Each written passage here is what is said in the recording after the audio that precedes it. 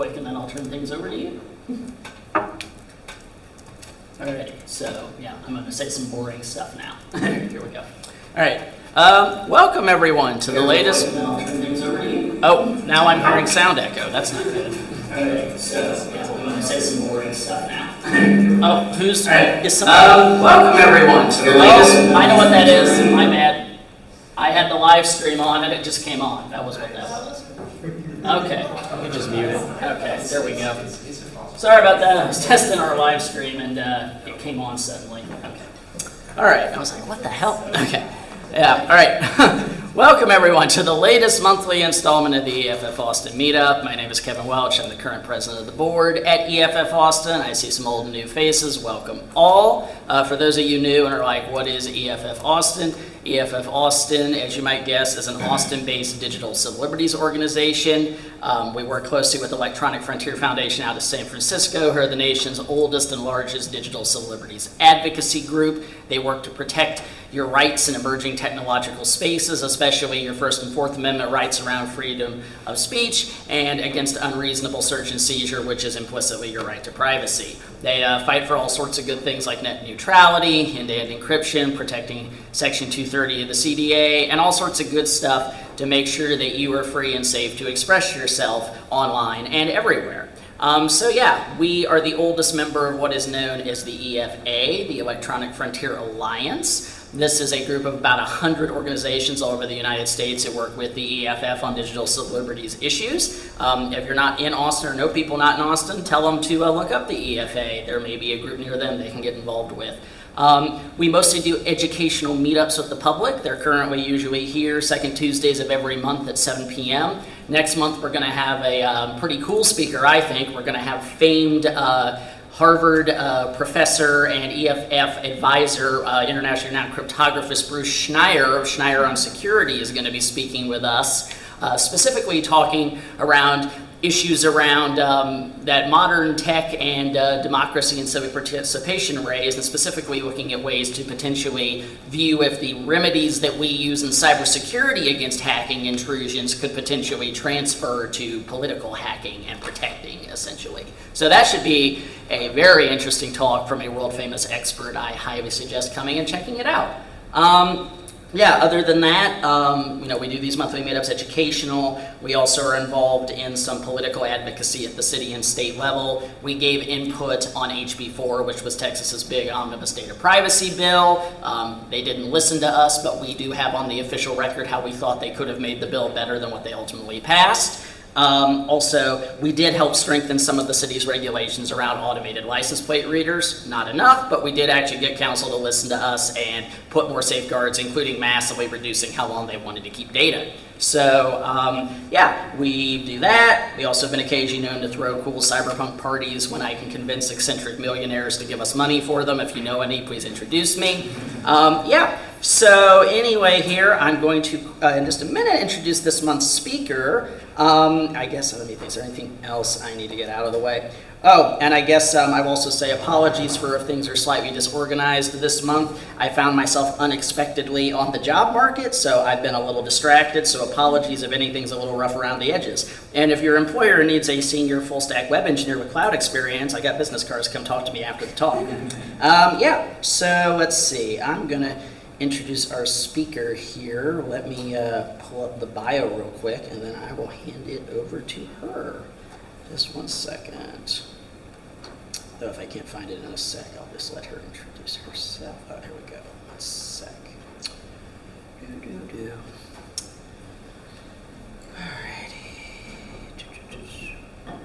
Alrighty. So our speaker this month is Dr. Erin McElroy. Dr. McElroy is an assistant professor in the Department of Geography at the University of Washington, where they run the Anti-Eviction Lab, having previously taught in the Department of American Studies at the University of Texas at Austin. McElroy's work focuses upon intersections of gentrification, technology, and racial capitalism in the U.S. and in Romania. Alongside housing justice organizing and transnational solidarities, McElroy is a co-founder of the Anti-Eviction Mapping Project, a data visualization, counter-cartography, and digital media collective that produces tools, maps, reports, murals, zines, oral histories, and more to further the work of housing justice. In addition to co-editing the Radical Housing Journal, McElroy additionally runs Landlord Tech Watch, a platform dedicated to producing collective knowledge about landlord-driven data-grabbing techniques. And so I was pleasured enough to get to see a bit of Dr. McElroy's work earlier this year. UT runs an initiative called the Good Systems Challenge, which is all about people trying to solve various social problems in tech in creative ways. And we've all known for a while that there's an emerging problem in the rental market of landlords using increasingly invasive technologies like facial recognition cameras, biometric locks on tenants, etc., to essentially make it where tenants are almost more like imprisoned, to be blunt, than in a home. So wanted to talk to Dr. McElroy a bit about this emerging problem and what her research has revealed about it. So without further ado, I'm going to turn things over to them. Wonderful. Can you hear me okay? We can hear you all right. And I'm going to move out of the way. Do you feel reasonably like you're in the room with that view? I think I do. I wish I was there in person. Awesome. All right, well, I'm going to be sitting down and right here if there's any technical problem you need me to address. Okay, sounds good. Thank you so much for having me. I'm sorry that I'm all the way in Seattle right now. I was in Austin for a couple of years, and I wish I could have presented while I was there, but this is actually, before we get going, a quick question. Do you mind if I record the talk? Oh, please do. Okay, let me go ahead and hit record. Great. Oh, I actually may not be able to because I'm using my friend's Zoom room and I'm not the host, so we may just have the live stream. Okay. We're dealing with what we can. Very good. Great. Yeah, so again, thank you so much for all being here. I'm excited to talk to you all. I've been very inspired by the work of the EFF for many years. A lot of my own work, as I'm about to explain, originates in San Francisco, and I've gone to EFF trainings over the years about how to engage in housing organizing more safely and without surveillance. So I'll jumping ahead. So it's really exciting to kind of complete the circle and share some of what I've been studying collectively with both activists and also students, including students at UT, around this sort of emerging field of landlord technologies. And I'm going to give this presentation that is going to reference a lot of collective knowledge produced with the Anti-Eviction Mapping Project, which is a collective that I'm a part of, that I helped start in San Francisco in 2013. As well as with this group called the Anti-Eviction Lab, which I started at UT and now I'm moving to Dub in Seattle, but that has engaged UT students over the last 2 years. And I'm going to explain more about this and how this all works. And a lot of this presentation is going to bounce between San Francisco and New York City, which are the two areas we've done the most research regarding landlord technology, in part because New York City's long been this hub of real estate and finance, and is considered the sort of like prop tech, property technology, or landlord technology epicenter globally. We've also been doing a lot of work in San Francisco, in part because it's been such the sort of hub or laboratory of tech experimentation. But a lot of what I'm sharing is very applicable to Austin, which is also, of course, this epicenter of both tech and real estate in different ways. But other than my 2 years at UT, I haven't been as focused on Austin landscapes. So apologies in advance that this talk is not as Austin focused as I wish it was for you all. But I'm excited to talk more about some of the connections and things that might be applicable to everything happening in Austin and Texas. So I'm just going to begin, and here we go. So I just wanted to share a little bit of context about how I came to this work and what my investments and commitments are. I was a full-time housing organizer in San Francisco in 2012, 2013. I was working with a group called Eviction Free San Francisco. And at the time we were engaging in a lot of direct actions and mutual aid work with tenants who were being evicted in the wake of what people were calling the tech boom 2.0 or the second dot-com boom. But essentially this moment in which a lot of tech and capital was moving to San Francisco, there's not, as probably you all know, a lot of that's moved out of San Francisco lately, but it's still the epicenter of tech experimentation nevertheless. But what we were seeing at the time, this is again 2012, 2013, were waves of evictions correlating with this kind of impetus of real estate and tech moving in certain ways together. And so what we were seeing was that people's long-term homes were being flipped and turned into condos that were being advertised to white-collar tech workers moving to the city. There was this phenomenon of the Google buses, or basically private tech luxury shuttles that were transporting workers, tech workers who worked in Silicon Valley further south of San Francisco, who wanted to live in cool hip neighborhoods like the Mission District, but wanted to work in Mountain View or Palo Alto. And what we were seeing was that evictions were actually correlating near tech buses because landlords would advertise properties as 2 blocks from the Apple bus stop or 1 block from the Facebook bus stop. They were called the Google buses, but those were a number of Silicon Valley tech companies. We were also seeing that tenants started to get evicted by anonymous sounding LLCs, like limited liability companies, and LPs, limited partnerships, but essentially corporate landlords, which was the sort of phenomenon that emerged in the aftermath of the 2008 foreclosure crisis, when big Wall Street investment companies began purchasing properties that had been foreclosed upon and evicting tenants, and tenants often didn't know who their landlords actually were, which made it a lot harder for them to organize against their evictions.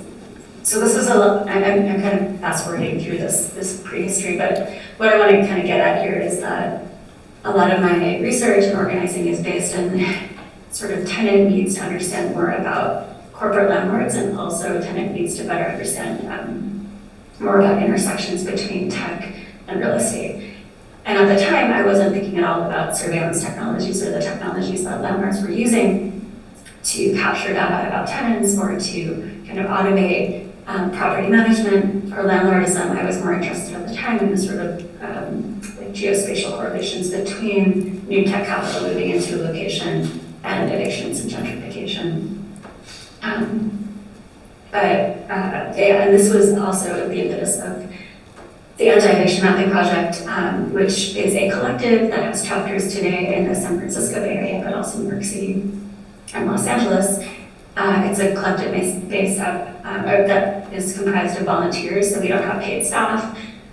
We're all coming to the collective from different areas of expertise and different interests. We're all rooted in a sort of commitment to housing justice and racial justice. But we emerged initially to produce information about this new landscape of corporate landlords and to produce data about the shell companies that they were using and still are using to evict tenants. So that we wanted to essentially level the data playing field so that tenants could have more information about landlords, since landlords were increasingly being able to access data about tenants, and I'm going to get back to this shortly. But that's kind of where I come out of in terms of my own commitments. Last place that I come out of is on the other side of the world in Romania. I've been living and working in Romania off and on throughout my adult life, and what I found interesting in some time that I was spending in Cluj, Romania, which was rebranded as the Silicon Valley of Eastern Europe, was that Cluj itself, which is the capital of Transylvania, it's this, I don't know if anybody's ever been to Romania or Eastern Europe, it's a beautiful town in the mountains in Romania, but in, again, this 2012-2013 period, it was being transformed, or so the media said, to the Silicon Valley of Eastern Europe, which was also leading to contexts of racial dispossession and evictions. But unlike what was happening in San Francisco or Silicon Valley, a lot of the tech companies moving to Cluj were outsourcing firms for Western tech companies rather than the sort of hubs of those Western tech companies or startups. But what I found, and the reason I'm bringing this up, was that some of the outsourcing firms that I was interested in studying at that time were actually outsourcing firms for prop tech companies, including Yardi. And so this is how I first learned about this domain of prop tech or landlord tech. But essentially, some of my friends, actually one of my roommates at the time when I was living in Romania, worked for the night shift for this company, Yardi, which is a company based in California. Yardi's been around since the 80s. It's one of the largest what are called like virtual property management platforms that exist globally. They manage the property for companies like Greystar, which is the biggest landlord of apartment buildings in the US, but also Invitation Homes, which had merged with Blackstone and was is still one of the largest landlords in the US of single family homes. And again, what happened after the 2008 foreclosure crisis was that these big Wall Street investment companies started buying up all of these homes that have been dispossessed at auction and needed these new sort of scalable systems of property management to administer, tens of thousands of properties. And so they turned to companies like Yardi, which were already around, but they started investing in them in new ways. And a lot of people signal this as the kind of dawn of the prop tech, as the real estate industry calls it prop tech industry. And again, the industry's been around longer. If we want to think about Yardi having been around since the mid-'80s.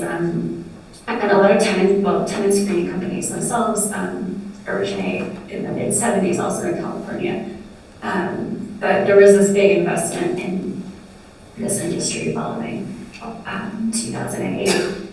And so this was how I first learned about the industry. It was because I had friends working the night shift at Yardi, but it got me really interested in how strange is it that tenants who are being exploited by corporate landlords in California, if they have something wrong in their apartment or the home that they're renting, for instance, like if the washing machine isn't working or somebody breaks into their home, even if they're trying to get in touch with the landlord, they're actually calling somebody working the night shift in Romania who might have very little context for property law or how to fix a broken dryer in the US. And so these kind of strange frictions emerge. And in a sense, both tenants and workers are being exploited by the same corporate entity. But the funny thing is that prop tech is often advertised as a means of creating frictionlessness. This is one of the industry buzzwords. The industry loves to talk about how prop tech is kind of using AI or using machine learning to automate property management and to make it more scalable. And it really is, to an extent, in a way that benefits landlords and property managers, but what's happening is that both tenants, and in the case of the folks working in call centers in Romania, but not just Romania, a lot of these companies also outsource labor in South Asia, in the Philippines, different workers are being exploited and are often hidden behind, the veil of advertisements of frictionlessness.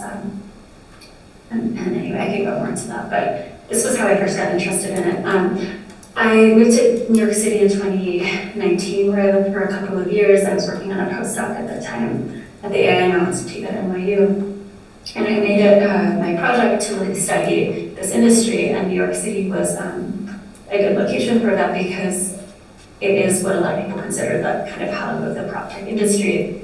There's a company called Meetup based in New York City that claims to have coined the term prop tech, again, property technology. These are some screenshots of the book that the two co-founders of Meetup wrote. The industry is full of really strange images and descriptions of itself. This is one from their book where they're suggesting if you put all these different data points that are chaotic into this funnel, you're going to create capital and you should embrace the chaos.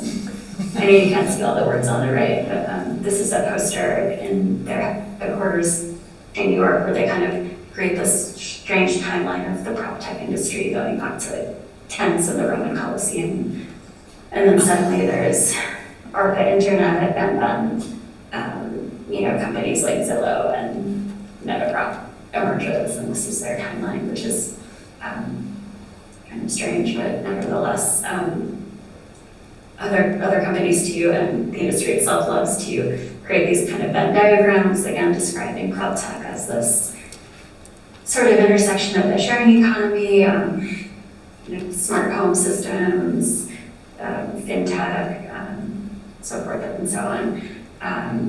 And again, the reason why I'm talking about what we're landlord tech rather than prop tech is that the prop tech industry also applies to industrial buildings and to commercial spaces, as well as to tenant homes or residential spaces.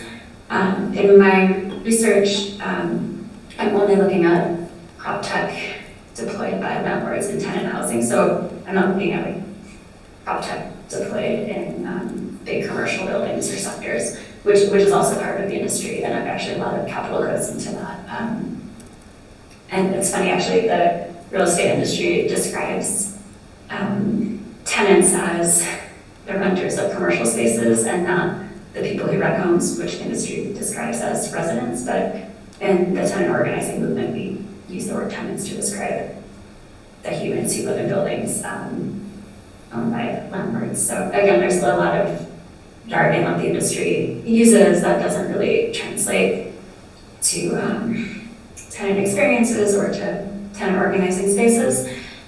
And so in 2019, I began holding meetings at the Agnew Institute with different folks who were fighting back against invasive prop tech in their homes, and we together kind of came up with the term landlord tech to better describe their experiences and to begin to kind of create a nomenclature that made more sense to folks organizing against kind of new invasive systems in their homes. But I wanted to give a little bit more of a history to the industry. Again, the industry likes to kind of create its sort of strange genealogy of tents and coliseums and then the internet and Stillo and Trulia and all of these kind of companies. If we think about New York City, I mean, one could say that the history of prop tech can go back to the history of landlordism, which is much older than the history I'm about to share, because technologies can be kind of anything that's used to mediate an experience or cause effects or property. But if we think about the kind of more recent history of landlord tech or prop tech in New York, I know it was in the 1960s and 70s that urban administrations, including New York City, began to rely upon cybernetics and urban control rooms, geographic information systems, GIS, and urban planning technologies. There was the famous experiment that the RAND Corporation launched in collaboration with the New York City Fire Department in the 60s to streamline decision-making, and that led to this predictive modeling system that people understand as the Warriors, because it ended up not working and entire neighborhoods were burned down in fires that could have been prevented had the city not been using this technology.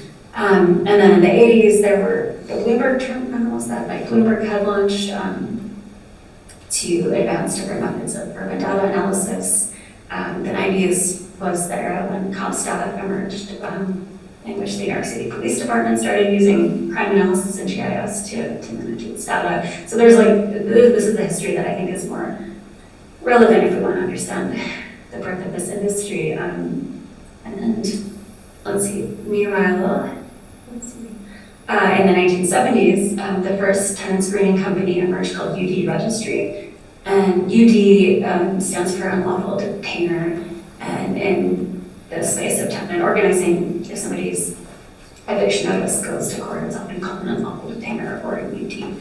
And so UD Registry emerged in the 70s in Southern California, basically to collect data about tenants who had been evicted in the past and to create a registry of all tenants with prior eviction notices.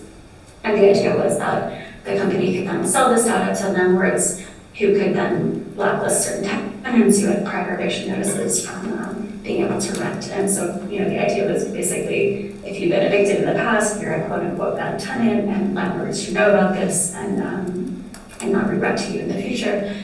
And meanwhile, so that started in the mid-70s. In the mid-80s, by the mid-80s, the company collected over 2 million eviction notices.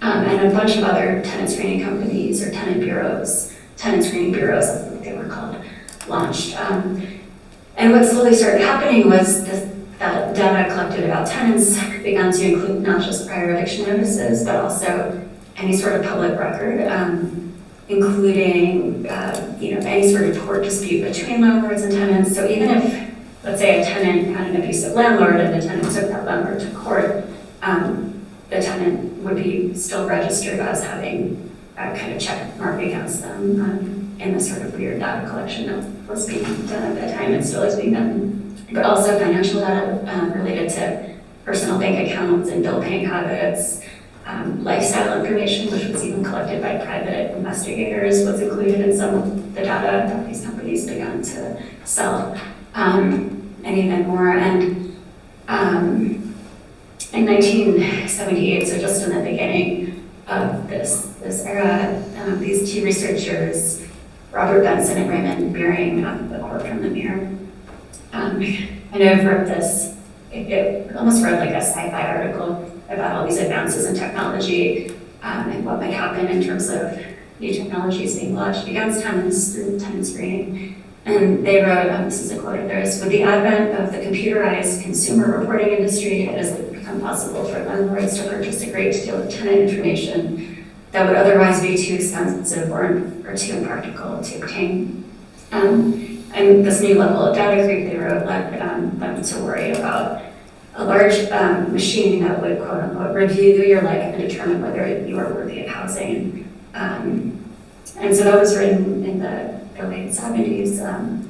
But a lot of that actually became reality with new data collection techniques and data storage techniques.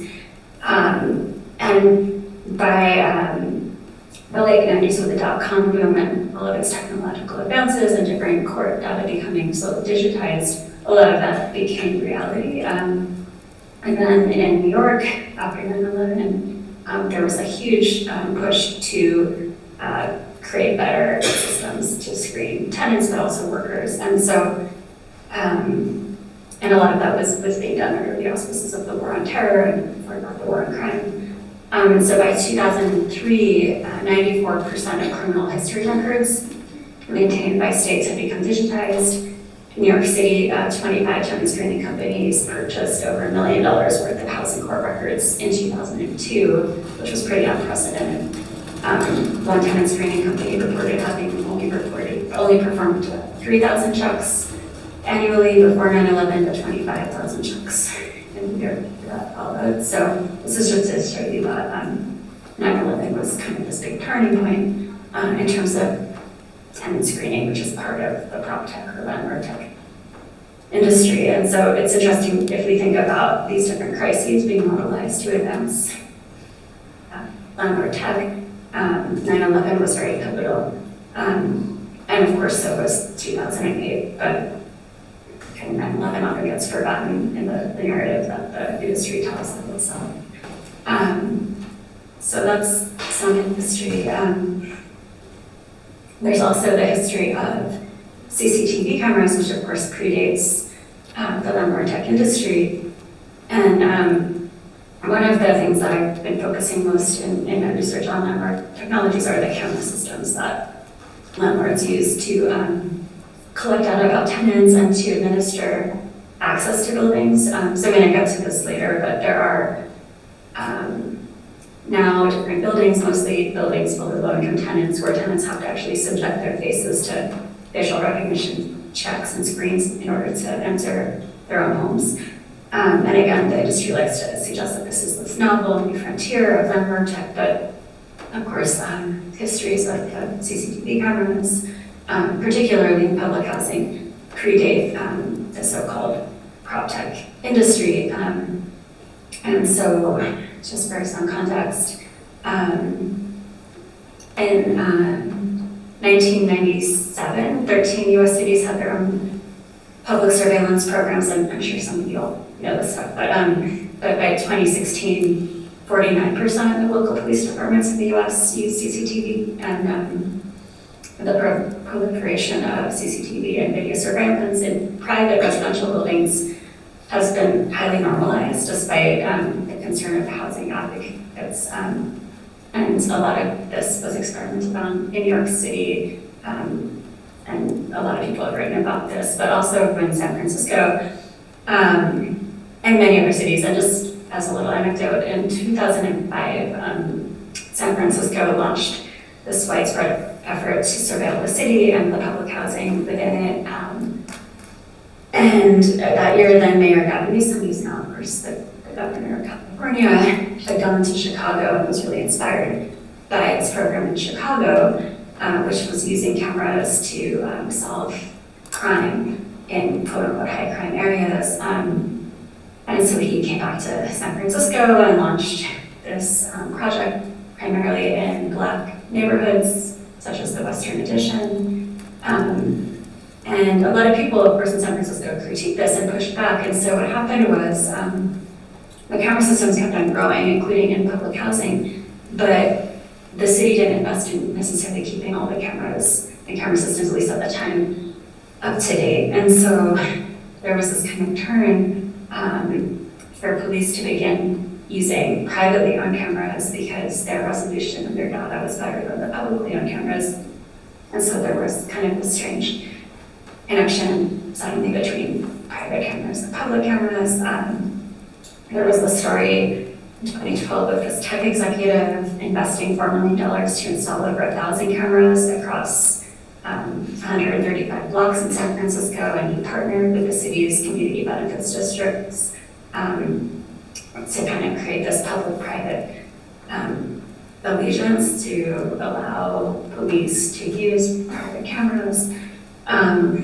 And this we found has taken place within also business improvement districts. And so it's sort of interesting that there's this public-private hybrid system that's been around for a while. And of course, I know the EFF has mapped a lot of these in different districts. And it has also looked at how, this is an article that the EFF, of course, wrote about how despite certain protections that tenants are supposed to have against cops using some of these cameras, cops still use these cameras and have specifically targeted protesters who are engaged in Black Lives Matter protests illegally. And in the fall of 2022, the Board of Supervisors in San Francisco passed a law permitting police access to privately owned surveillance cameras for investigations. And now they're allowed to live monitor cameras that they consider important in maintaining public safety. And while I know I'm supposed to be talking about housing, this is interesting and important because a lot of what's happening in public housing follows what's happening in terms of police use of cameras more broadly. And so today, this is an article that Douglas McMillan wrote just a couple of months ago, but there are 13 cities in the US that use facial recognition in public housing, and there are 6 that plan to utilize these systems to identify blacklisted and banned tenants, to assist in police investigations, and to deny or grant tenants access to their own homes and monitor lease violations. And most of the time, as Doug McMillan reported, tenants don't understand necessarily where all the cameras are. They're not given any information about what data is being collected about them. And what I've also found in my own research is tenants don't know where this data lives or where it stores and where it's being stored. And is it being given to the police? Is it being given to ICE? Is it being just given to the landlord? And this is one of the ongoing issues that exists both in public housing and also in private housing. In 2020, there was a federal facial recognition and biometric technology moratorium that was introduced specifically to ban facial recognition in public housing. It was reintroduced in March of this year. And that's an ongoing fight, basically to try to ban facial recognition from being used in public housing. Of course, it's not being used in public housing in cities that have bans on facial recognition. But the kind of ongoing problem is that despite these bans and despite all of this work, CCTV cameras are still permitted in public housing, and nobody's monitoring facial recognition technology when it's used by private landlords. And that's sort of where a lot of that sort of loophole is the one that I think, well, one that I've been focusing on most in terms of my research and the research that the Anti-Eviction Lab and then the Tech Watch has been engaging in. So that's the act that's being, well, hopefully will be passed to prevent facial recognition in public housing, which is really important. But again, what I'm getting at here is that we need to do a lot more work still about what's happening in private housing and what's happening in terms of CCTV cameras in public housing and private housing. And so this is a diagram that actually some students I've been working with at UT made. I can't claim authorship of this, but it's based upon an interview we did with a tenant in San Francisco whose landlord installed 6 different CCTV cameras in her home, which is totally legal. So there is basically it's legal for landlords to install cameras in what are considered public or spaces within a private home. So that could include garages, laundry rooms, front porches, and things like that, including facial recognition technology. And there is, as far as I know, no city initiative to keep track of this stuff, including in San Francisco and New York. I've been to different city hall hearings in both of the cities where tenants have requested landlords or requests that the city create an inventory or a database of the use of cameras in private housing. And basically both cities have said, I'm sorry, we have no capacity to do this. There's no money to do this. They will keep track of cameras in public housing because that's part of their job. But when it comes to private landlords, really there's nothing. And so it's up to tenants to kind of figure out, okay, is this legal, is this not legal? There are administrative codes. Actually, there's also one in Texas, I know, that prohibit invasive or acts by landlords or that are considered, different kinds of landlord harassment, and privacy and protections against surveillance can figure into those, but nevertheless only in certain places. And so it's really this gray area, and it's one in which many tenants feel that their privacy is violated, but they don't know what to do about it. So these are just some quotes. These are quotes from tenants in San Francisco who filled out a survey that we sent out, just describing some of their experiences with cameras. So I could just read some of these aloud. So this is one tenant saying, the camera is targeted at me. Landlord tried to evict me, but he had no evidence because there was none. So we installed cameras in February to catch me doing something evictable. The monitor is in the agent's apartment just below mine in a 2-apartment building.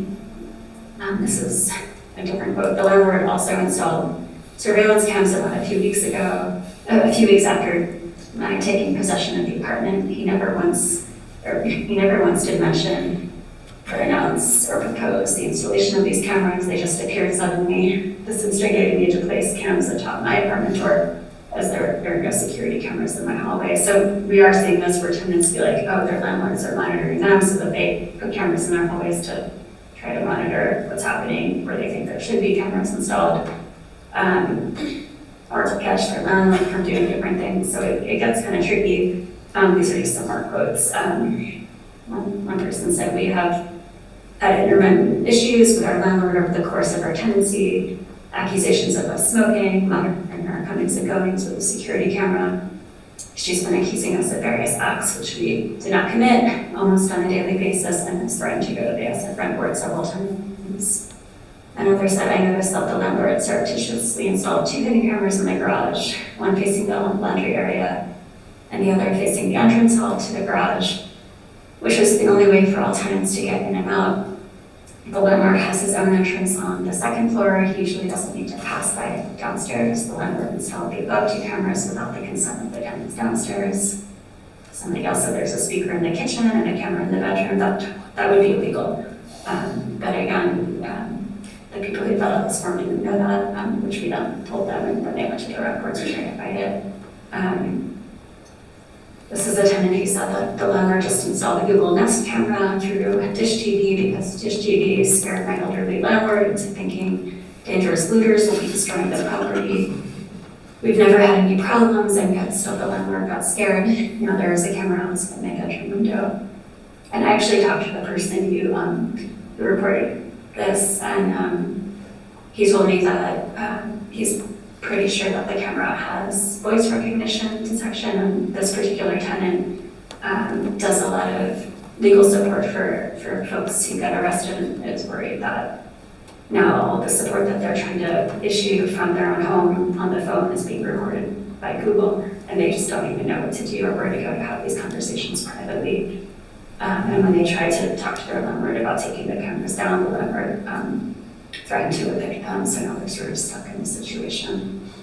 And then somebody else said we continue to have break-ins despite the cameras. Key change would involve having keyless locks that can't be picked. And so you can just see, these are all different accounts, and people have different ideas about what should or shouldn't be done, but one of the kind of common denominators is that the cameras go up without tenant consent, and tenants become kind of more anxious and actually feel generally less safe because they don't know where this data being collected about them goes. They don't know what their rights are. Even when their rights are being violated, they're not really sure. And it's a lot of work to then go to the city and file a complaint, or to find a lawyer who could work with them to kind of figure out, is it a case of harassment or is it legal? So this is an ongoing issue. None of those are, those are generally not cases of facial recognition, but to jump to New York now, there have been a number of cases of buildings that are home to primarily low-income tenants, primarily tenants of color, where their landlords install facial recognition technology with their consent. This is, there's a company called Stonelock that's based in Kansas, and they have this facial recognition heat mapping system called the Stonelock True Frictionless Solution. And it's supposed to basically scan your face and recognize that you are who you claim to be based on this really strange heat scan. I have no idea how it actually works, and it doesn't seem like it would work since people have different body temperatures at different times of day. But anyway, we can break this apart, or other people could probably break it apart better than I could. But what happened was this landlord, Robert Nelson, who owns a number of really large buildings in New York City, decided to install this Stonelock facial recognition heat mapping technology in a kind of two-tower complex called Atlanta Plaza Towers, which is home to 718 different, there's 718 different units in the two towers. And without their consent, the landlord basically sent all the tenants the notification that they have to give up their heat buffs in exchange for having their faces being read by this heat mapping scan. And there were already a number of CCTV cameras in the building. And interestingly, as tenants began to try to organize against this system from being imposed, the landlord used the CCTV cameras to basically take photos of the tenants organizing, and then all of the tenants who had been engaging in organizing against this kind of new level of surveillance had these printouts, which you can see on the right, slid under their doors as a sort of threat, like, oh, you're not allowed to organize, we see you organizing. And that's also illegal, and that's considered a form of harassment. And luckily, the tenants knew that, they had lawyers, and they started to organize even more, despite that their landlord was kind of harassing them for organizing. And they were actually successful, ultimately, in keeping this technology from being installed. And I think one of the key kind of points here is that it's often, or the only time that tenants have been, at least in my experience, successful in keeping this kind of technology from being installed is if they're proactive and are able to organize before it gets installed. Once it's installed, it's a lot harder to organize to get it taken down. And so these are just, I know this is probably hard to see, but there are a handful of buildings where facial recognition is installed. In New York City, Knickerbocker Village is home to 1,600 affordable units. It's largely Asian American folks who live in them, and their landlord installed this facial recognition movement detection system made by this company called FST21. And the cameras that were installed were designed by a former Israeli military general. So it's basically military technology repurposed to monitor tenants.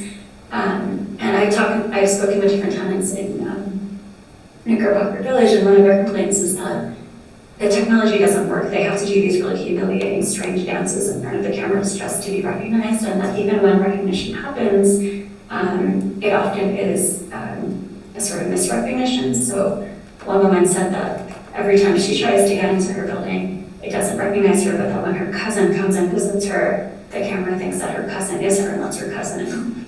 And somebody else said that in the daylight, when the sun is really strong, the cameras don't work. Somebody else said that often what happens is tenants just line up because none of them are able to get in because the system doesn't work, and eventually the guard of the door just opens the door and everybody rushes in with nobody having to show their IDs or vet that they are who they claim to be. So the tenants actually feel less safe because it used to be that people just had keys and could come and go when they wanted to, and now the doors just open and people rush in because the cameras don't work. So that's going on. FST21 technology is also installed in this complex called Tiny Towers, which has 208 low-income units in Harlem. There's another company called Reliance Safety that actually advertises their technology as a way that landlords can catch tenants for lease violations and evict them. And that's installed in Morris Avenue apartments in the Bronx. And the list goes on, but this was what I began studying when I lived in New York too. And one of the things we found was that oftentimes if you look at zoning maps that kind of show where the city wants to basically gentrify certain areas, that often seems to be where these buildings are, where this technology is installed. And a lot of tenants say that they feel like it's a technology of gentrification and that it's trying to catch them for lease violations and kick them out and allow landlords to basically raise rents. And again, that's a zoning map where we began to kind of look at the correlation between these buildings and these efforts to upzone, which a lot of tenants basically say is just a code word for gentrification. And there are even some landlord tech companies or CEOs. This guy, Ari Tiemann, runs this company called Gateguard. And he's actually said that if you install his technology, you can maximize your evictions and make more money. So he's very explicit. If you install this, some people call these systems digital doormen, but basically you install this facial recognition system. You can catch tenants who violate their leases. Maybe they have a friend over who they don't register with the building, or there are a lot of cases of people having family members come and stay for 6 days, but maybe their lease only allows a guest to stay for 5 days before you have to tell your landlord. So these really petty things. And so data is collected about tenants for violating their leases, and the tenants can get fined or evicted, and then basically, as Ari Tiemann says, you can then raise rents and make more money as a landlord. So that's a really explicit example. Anyway, all of that's to say there are all sorts of really creepy things happening. Most tenants have very little information about this industry. And so members of the Anti-Eviction Mapping Project, tenants who were part of the 11 Plaza Tower story that I told you about that fought back, and then this group called People Power Media in San Francisco, we got together and produced this website called Landlord Tech Watch, basically to provide public information and popular education materials about how this industry works and the different harms that it imposes on tenants. so that tenants could better understand what's going on, what are their rights, how do they fight back. And so that's Landlord Tech Watch. I've been mostly talking about surveillance technologies. These are different types of surveillance technologies that we kind of get into on the website, and we give a lot of examples of and describe the harms associated with them. There's this whole other genre of landlord tech that we call, speculation tech that I didn't talk about. I can get into that later, but I don't want to talk forever. But there are all sorts of new technologies. You might have heard of like iBuying platforms, that Zillow was an example. But basically different ways that companies are using technology to acquire and purchase and kind of speculate upon housing in new ways, giving corporate landlords a sort of advantage in the housing market. And so we get into all of that on the website as well.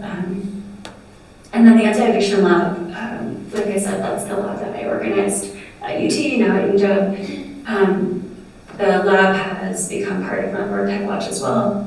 And in the lab, we've been able to write a couple of reports. So this is a report that we wrote specifically on what we're calling facial recognition and building access technology in New York City homes, and that's on our website. We have a new report coming out soon on Landlord Tech in San Francisco, and this is just one of the many cool illustrations that students in the lab made describing how this technology works. That's in the forthcoming report, so that should come out actually probably later this week or next week. And we get into kind of the history of landlord tech in San Francisco, particularly surveillance landlord tech, but also how people have fought back or are fighting back.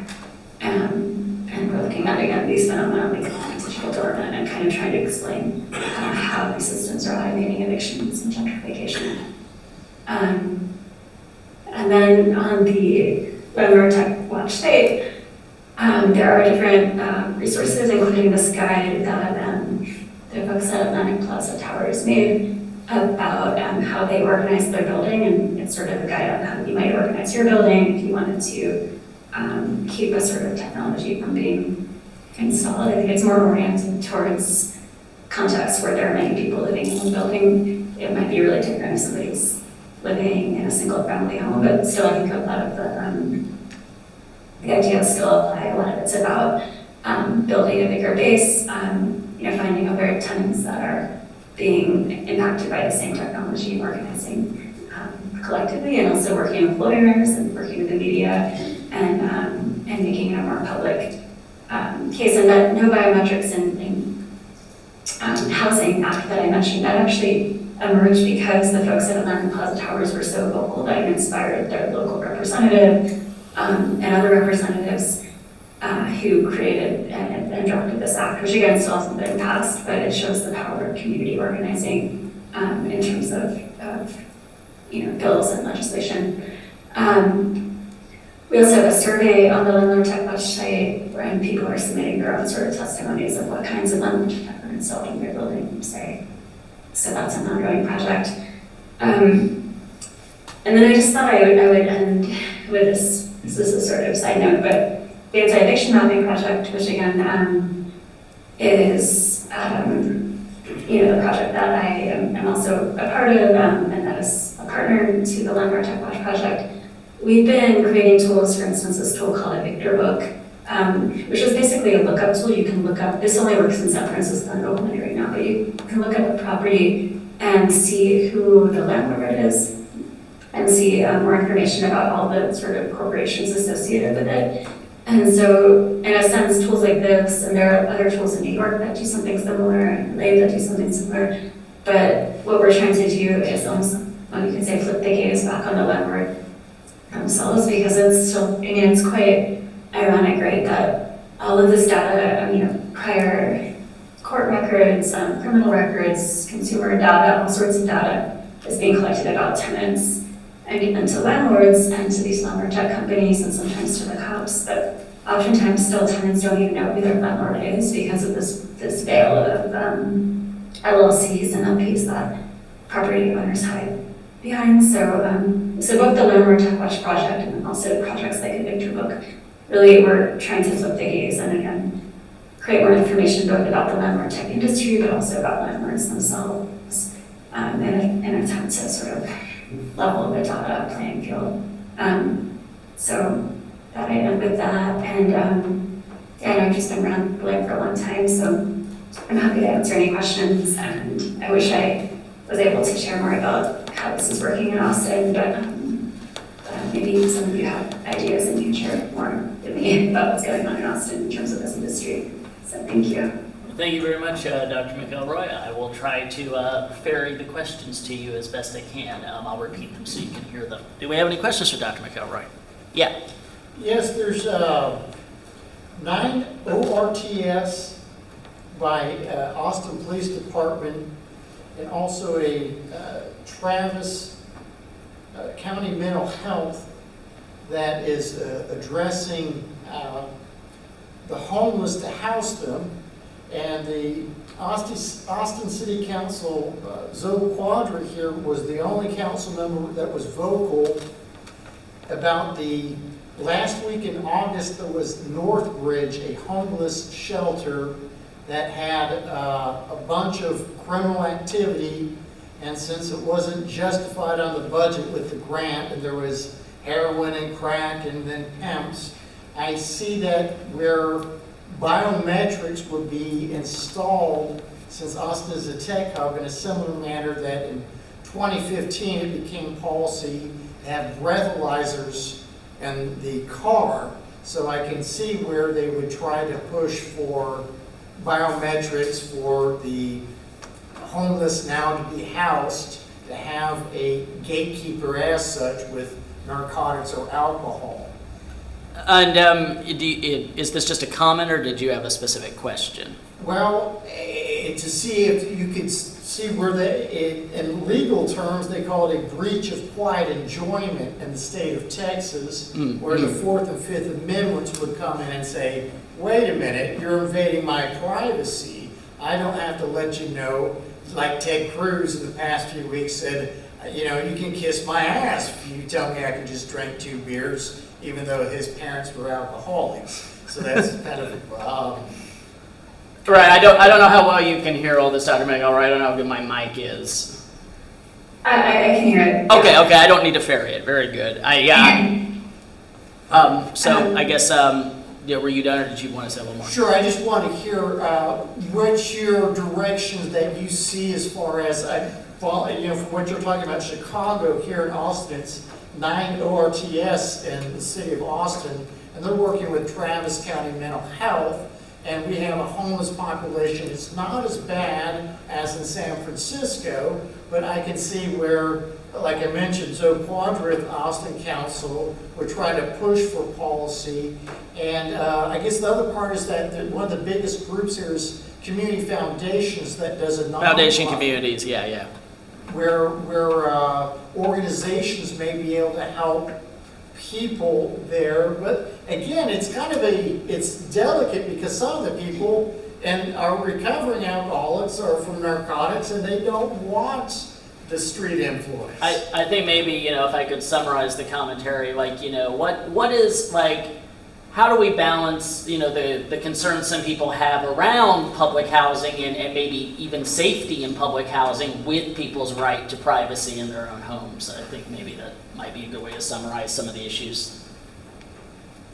Yeah, no, I mean, it is a tricky balancing act, and it predates, like I said, it predates a lot of the kind of contemporary biometric technology, again, in the, CCTV cameras, and even these big, floodlights, that a lot of public housing complexes have had these really strange light experiments for a long time, to, basically lighten all the areas around them with these floodlights, and that different forms of surveillance, police surveillance would be more possible. And actually, it's funny, I'm looking at the camera right now, but I'm also looking across the street where there is a public housing complex and right next to you, and all of these floodlights that I just turned on. So you're in Seattle now, right?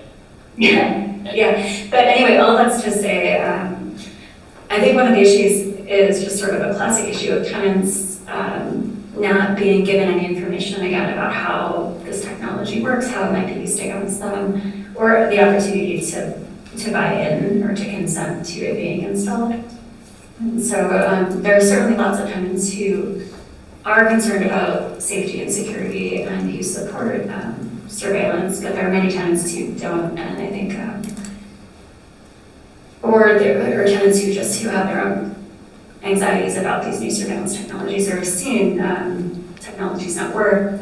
People have become increasingly racially profiled by them, and so forth and so on. So I think a lot of it is about,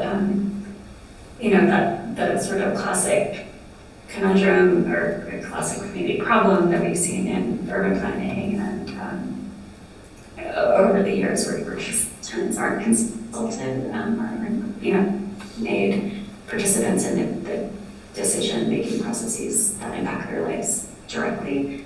So that's, in terms of,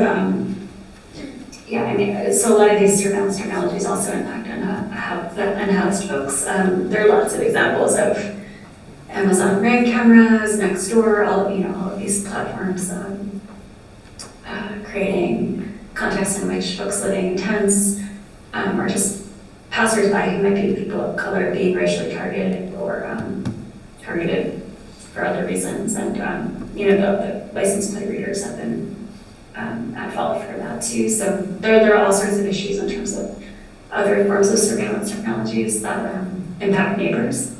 And again, most of what I've been talking about is how these technologies impact tenants living in buildings owned by landlords, but a lot of the issues are similar in terms of technologies reproducing racial bias and benefiting landlords and property owners in different ways. Any more questions? Yeah.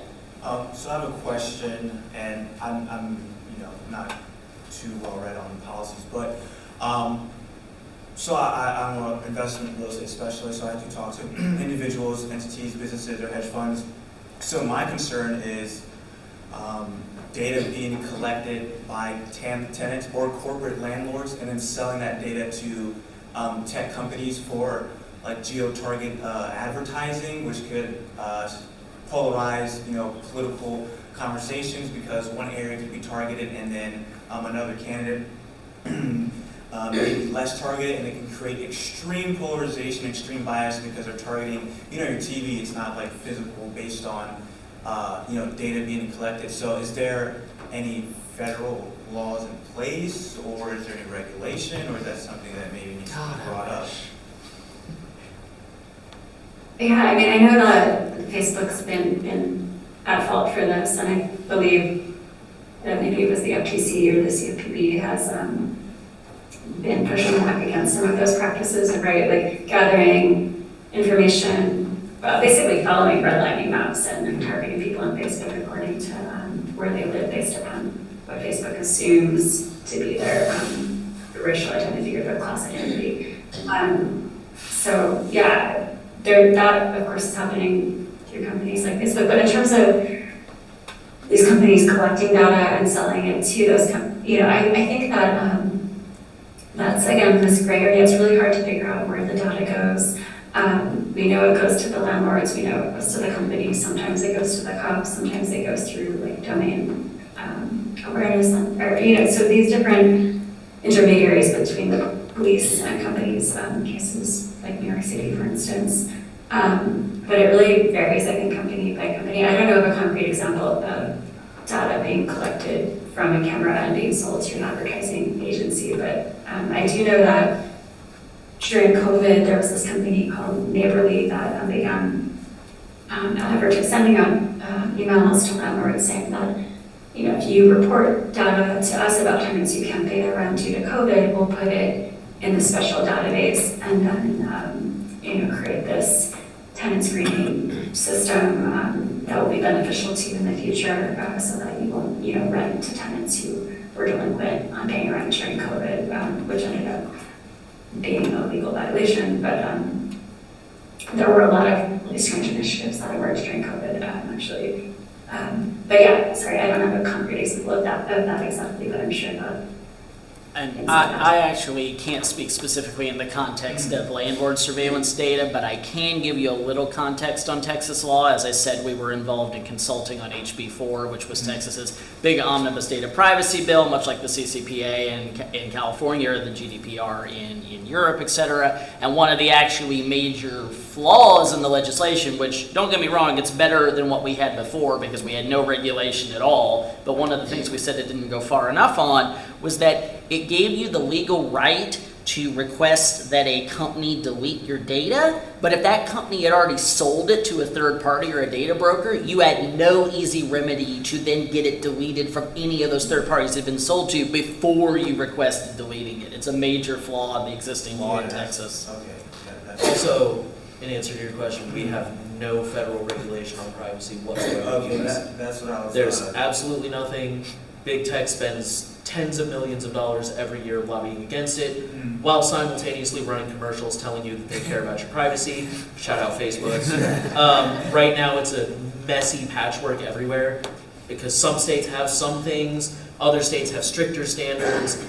Literally everyone agrees we need something. Texas's law was modeled after Virginia's law, which was modeled after Washington State's law, which was written by Microsoft. So there you go. Of course it was. And, So it's rock solid. and it's especially bad in the United States because 150 countries, including many authoritarian regimes around the world, actually guarantee a right to privacy in their constitutions. The U.S. only has an implicit unenumerated right from combining the 4th and 9th. We do not have an explicit right, and that's where a lot of these problems come from. Okay. China has amazing privacy laws for companies. Yeah. Obviously, the government's Must be good to be a corporate person. Well, I mean like for consumers against companies. Got more questions for Dr. McElroy? Yeah. Yeah, I was just kind of wondering for tools like a Victor book, what the process is of like building that database. Like, is it scraping property records, or like crowdsourcing, like experiences about landlords? Kind of what's like the how-to of starting to build that, and then what are like the most important like data points that you're interested in? Do I need to repeat that since it was the back of the room? No, I think I got it. Actually, maybe I could share my screen really quickly. Yeah, go ahead and share your screen, yeah. Yeah, I think it might help. So this is the Victor book website. Can you see that? Yeah. Okay, great. So again, this is currently only active in San Francisco and Oakland. We're in the process of building it out across the wider Bay Area, and I think the methodology is applicable to all sorts of places. I would say even though between San Francisco and Oakland, there are different data collection methods that the cities partake in terms of eviction data. So there's not an exact one size that fits all because of different municipal and also different state practices and data. But these are the different data sources that feed a Victor book. So we basically got assessor data from different counties that tells us who owns what parcel at a given point in time. The Secretary of State has a list of who files different, who basically registers all the LLCs and LPs. We get sheriff's data, which tells us about sheriff's evictions of particular properties. We get building permit data. We get data from the rent boards of San Francisco and Oakland, which give us eviction filing data. And we connect it in this is a sort of simplified version of how we connect it, but the owner mailing address is a really important data point. So if we look at the mailing address of different LLCs and we match it with the mailing address of different property owners, that is a really good way to kind of at least kind of create a rough draft, you could say, of who's actually behind different corporate landlords that hide behind these LLCs. It's not foul-proof because there are lots of cases of people using PO boxes that might be shared with other companies. So we actually go in and have to do a lot of work by hand. But just to kind of give you an example address or something. So this is this address in Oakland. You can see there are a bunch of other properties associated with it based on the owner mailing address and some data sent in to evictions that have taken place on them. And what we allow you to do is explore the ownership network itself and kind of check for yourself how we're making these connections. But this is why the tool has taken us 4 years to develop, because the backend is basically this. If I didn't know better, it was like a lot of shell LCs trying to mask ownership. Yeah, I mean, it's basically the Facebook for landlords, which is what they call it, the big book. But yeah, but you can check it out more and read more about it online, but I just thought it might help to. So that's really awesome that you guys have made that data so searchable. That's pretty incredible, actually. Yeah.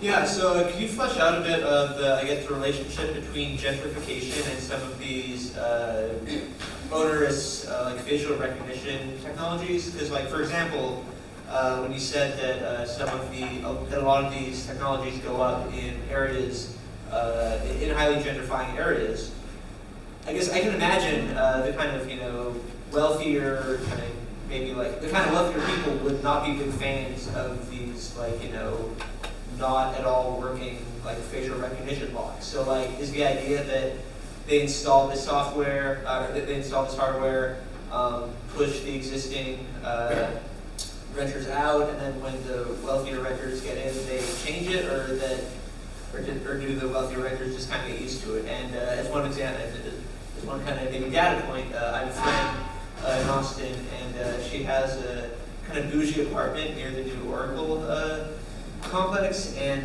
during the freeze in February 2021, she had they had electric locks, and all the locks just failed, so anyone could just walk into any room. I didn't even think about electric locks during the freeze. Yeah, power outage, can't even get into your I didn't home, even stuck think in the about cold. I mean, yeah, those sorts of scenarios are really dystopic, and yeah, so there's sort of an interesting and almost twofold relationship, I would say. So for one, what we're seeing is that it's primarily low-income, large complexes, for instance, those ones I mentioned in New York, where a lot of this technology gets rolled out, and I should have included it in the presentation, but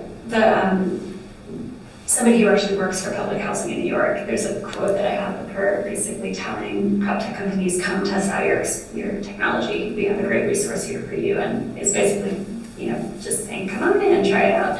Again, tenants have no say. I have to be really proactive. And I mean, the fight against Stonewall took 2 years and was a full-time job for many to keep that from being installed. And one of the critiques that those tenants had is that, and again, I didn't get into this in the presentation, but a lot of scholars of critical race studies and technology studies have, done a lot of work to show that facial recognition produces or reproduces racial and gender bias, right? The training data has been primarily white male faces, and so the fact that it's being tested out in low-income housing complexes, which, as we know, are primarily not homes to white males, there are the cases where people don't get recognized or get over-recognized or misrecognized.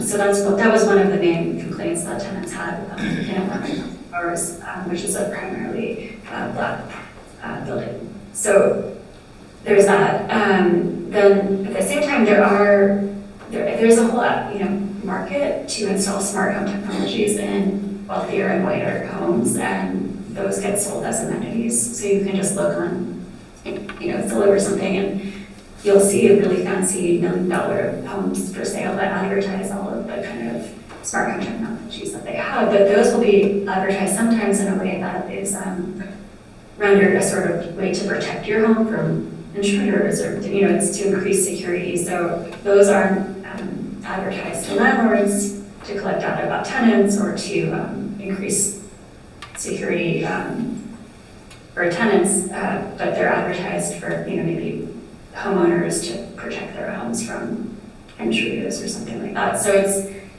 it's working in sort of opposite ways, but in ways that again benefit property owners and don't benefit the tenants who don't consent to the technology being installed in the first place. And when the technology is installed, in ways that, in these low-income buildings, we could say it automates gentrification, and that what's often happening is that tenants aren't being fined or harassed for really petty lease violations. So for instance, I talked to somebody who accidentally put the recycling in the garbage and that got caught on camera, and then she got fined for that.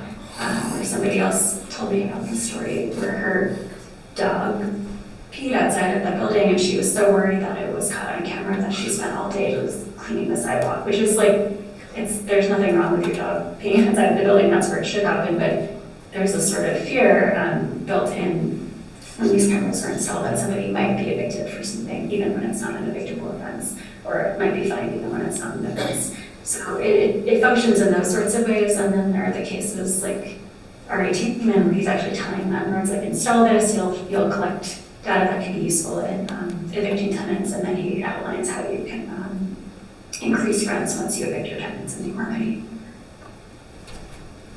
Yeah. I'm curious if you have any experience or stories about positive outcomes from tenant organizing or individual, maybe reasonable accommodation requests made to landlords to get rid of cameras, especially in the private home spaces. Yeah, I wish I had more stories, but again, Atlantic Plaza Towers is a successful case, and that they kept this from being installed. And then actually, what was really inspiring was afterwards, some of the tenants who were involved and who really led their building in keeping this stone lock technology out. 2 tenants in particular, Trinae Moran and Fabian Rogers. They went on to found a group called the Ocean Hill Brownsville Alliance. And the purpose of that group was to actually educate their neighbors in the Ocean Hill and Brownsville neighborhoods of Brooklyn, so that neighbors could be prepared if their landlords were to install or try to install technology, how to be proactive in keeping it from being installed in the first place. And so the Ocean Hill Brownsville Alliance, they're partners in the Landlord Tech Watch project, and they've been just doing amazing work.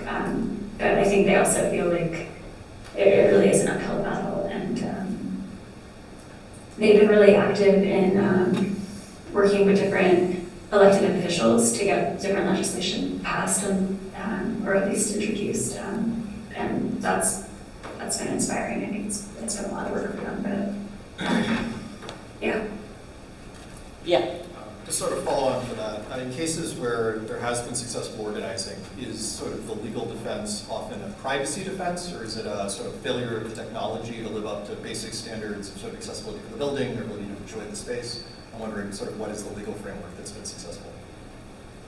Yeah, the legal framework is, it depends on what the technology is. So with tenant screening, and I talked about that a little while, or for a little bit in the presentation, that can be, there are a lot of cases of successfully litigating against tenant screening violations on grounds of both the Fair Housing Act and the Fair Consumer Protection Act. But basically, consumer and tenant law both come into play. I think one of the hard things sometimes is that lawyers will be trained either as a consumer advocate or as a housing or tenant advocate.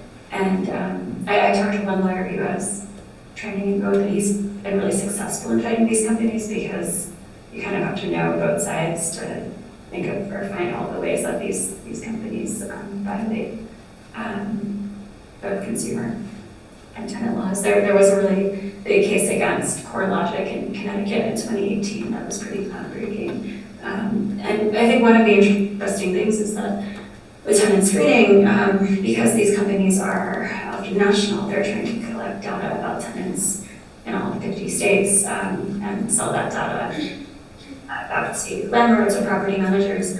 But each state has really different laws, and so these companies will try to create a sort of scalable means of data collection that could potentially violate a particular city ordinance or state ordinance, depending on the state or city. So one of the things that's been useful is kind of understanding when those kind of scalable offenses take place that violate protections on a local level.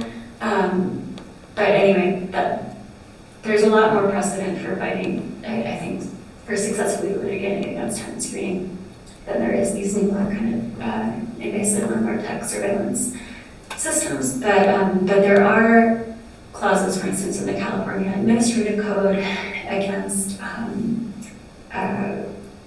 landlord harassment, and harassment can include unnecessary surveillance. And I believe there is something in Texas that is similar, and I should have that pulled up somewhere. But yeah, I think landlord harassment is one of the ways that we can fight back. Again, that doesn't happen a lot, and it takes tons working with lawyers when that happens to push that. And I think that more successful cases against that would be really helpful in creating more legal precedents. But yeah. I actually have a very quick follow-up myself on this, where I find myself wondering, do you know if there's been much luck fighting any of this stuff? I could see like some of this stuff, like say you can't even get into your home because the facial recognition lock malfunctioned. Has there been any maybe grounds of like Americans with Disabilities Act violations, essentially, that especially certain tenants, it's literally violating their civil rights? Yeah, absolutely. And actually, the case that I mentioned in Connecticut, that came into play because what happened was there was a woman who wanted to have her son move in with her, and her son had a prior record for engaging in criminal activity. But since then, her son had been made permanently disabled and wasn't able to take care of himself. But nevertheless, he was blacklisted from being able to live with his mother, and they were able to actually mobilize the ADA, I believe, through the Fair Housing Act to fight back against CoreLogic. But in terms of that kind of scenario, I do know that there was a case actually in New York City, I believe, of kind of an electronic system being imposed, and it was somebody who I think was who was Orthodox Jewish, who found that violated his religious freedoms because of certain, religious understandings of not using technology on Shabbat. And so that was successful for him, I think, in keeping that technology or kind of creating at least a manual key option rather than a purely electronic option. But yeah, I would be interested to learn more about other cases of the ADA being used to fight against some of the other invasive systems. And I just found here, I guess chapter 24 of the Texas Property Code outlines the covenant for quiet enjoyment. And under quiet enjoyment, a landlord may not disturb a tenant's quiet use and enjoyment of the property. So we were just doing a little research in the Anti-Eviction Lab about how that might be grounds for fighting against some of this stuff.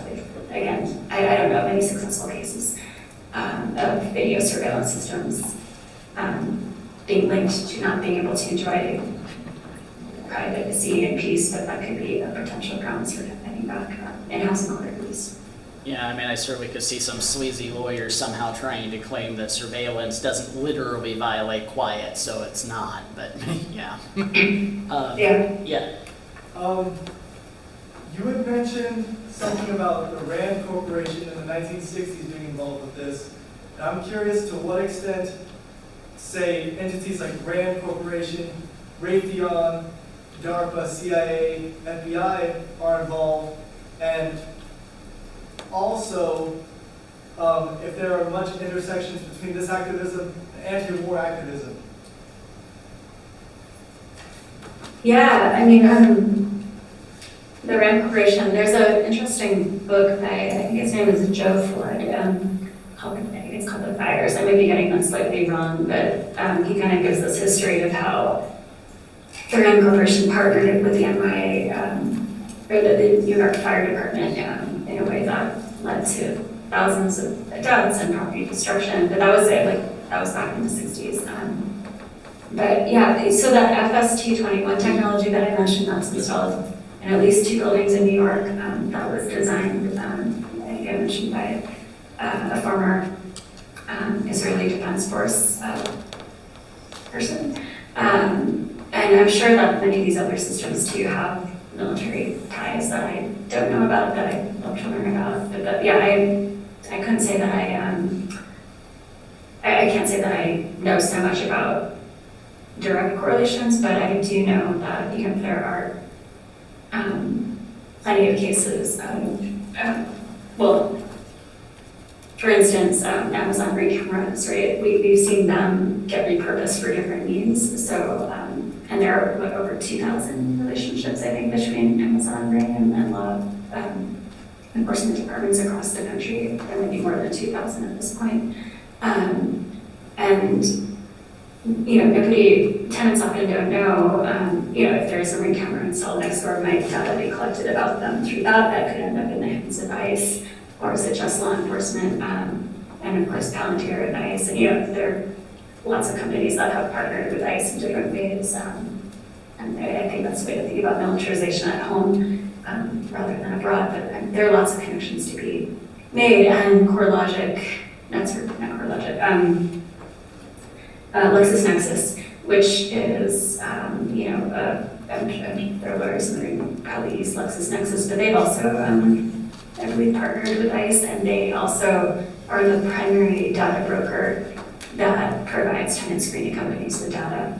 So in New York, for instance, LexisNexis will employ people to go to housing court and set up tripods and take photos of computer terminals because there's a law preventing data from the housing courts to be directly accessed. They'll collect this data, put it in a database, and then sell it to companies like CoreLogic, which will then use it to screen tenants.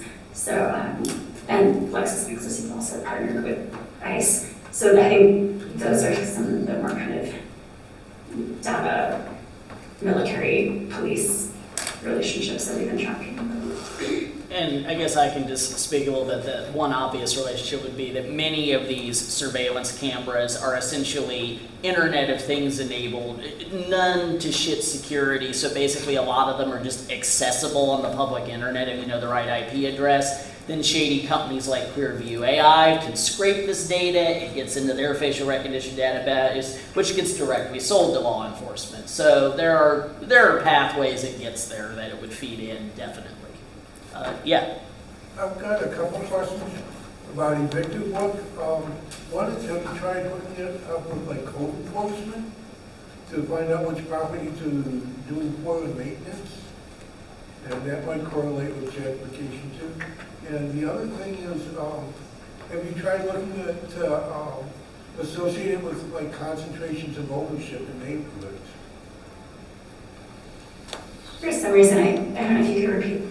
Yeah, sorry. I think the question was just about like potentially if some of the correlations you might have looked at connected to the gentrification and the tech landlordism. Like I think one was the percentage of ownership in a neighborhood and if it's strongly correlated with these trends.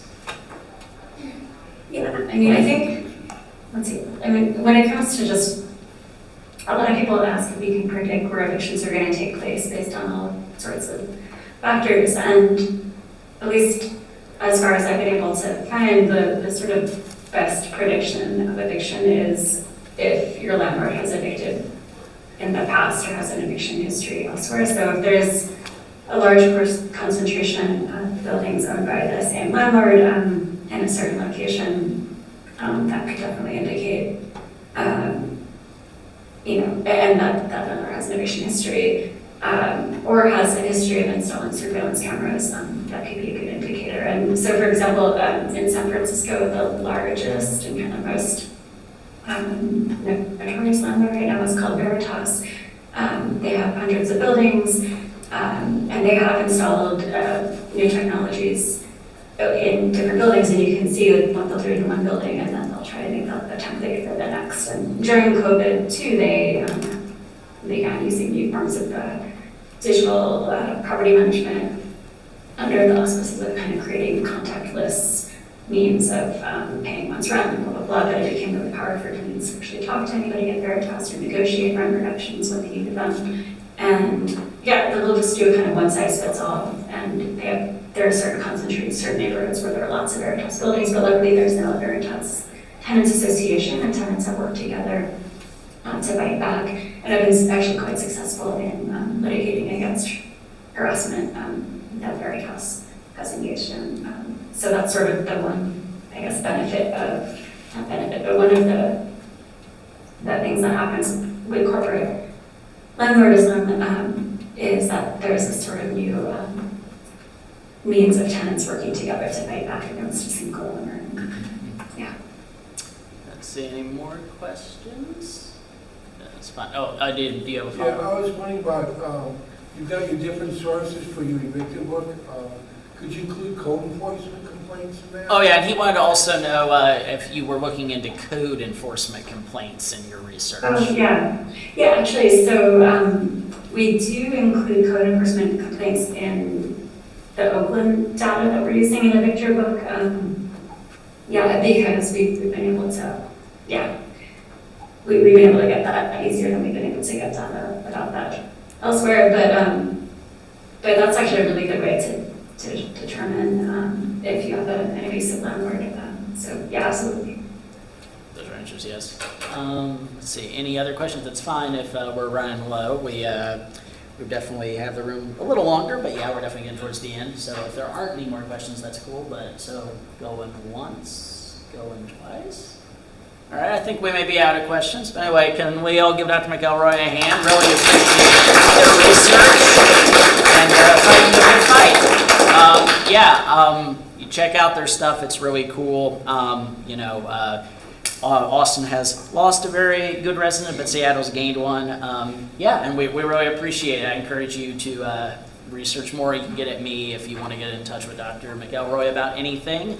And I'll also just yet again plug that if you like stuff like this, people using technology to actually try to combat some of these social problems, I really suggest yet again checking out UT's Good Systems Challenge. Like, this is where I discovered Dr. McElroy's work, but it's really people like doing incredible stuff in this space to try to use tech to fight tech that's engaged in civil rights violations. So check that out if you care about this. But I want to personally thank you, Erin. I really appreciate you coming and talking to us. And if I ever find myself up in Seattle, I'll maybe hit you up. But also feel free to reach out if we can ever assist in your work or research. Especially if you are expanding into trying to get more info about Austin, do be in touch. We'd be happy to collaborate. Yeah, I would love that. Thanks so much for inviting me to this better questions. And yeah, we should definitely all stay in touch. So thank you. Thank you so much. Okay. Thank you.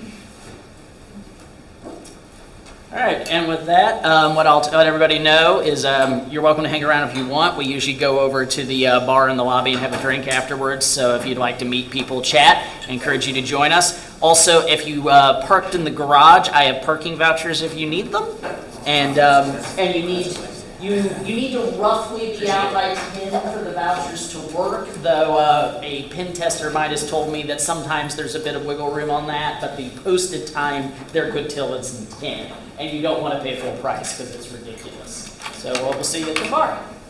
Thank you, everybody, and we'll see you next month. Oh, you do what? Thank you so much. No problem.